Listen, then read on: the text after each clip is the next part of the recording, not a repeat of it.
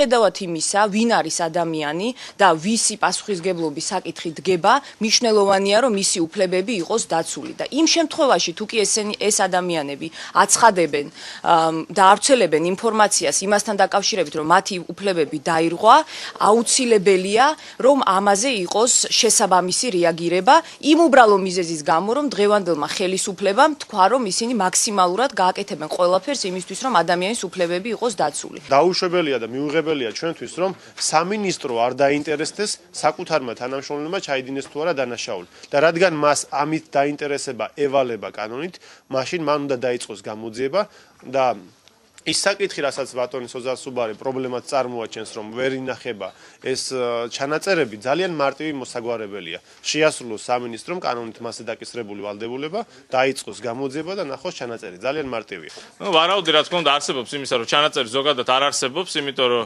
თუ ამ უკანონობას ჰქონდა ადგილი, სავარაუდოდ ალბათ კამერა იმ მომენტში გამორთული იყო, არ მგონია ხა ვთქვათ, როდესაც კანონს არღვევ, მან და მაინც გსურდეს, რომ ჩანაწერი დატოვო ამ საკითხზე, თუმცა ის რომ გამოძიება არ დაწყებულა დღემდე და ჩვენ უკვე რამდენიმე ვერსია მოვისმინეთ იმისა, რომ ვთქვათ, მერაბიშვილი ცრუობს, მიუთითებს მხოლოდ ერთ რამეზე, კახამაც აღნიშნა უკვე, რომ იგი ამბობს სიმართლეს. აქედან გამომდინარე, ჩვენ ჯერ ვერც ერთი გამამყარებელი არგუმენტი იმისა, რომ ვთქვათ, მონათხრობის სიმართლეს არ შეეფერება, ვერ მოვისმინეთ.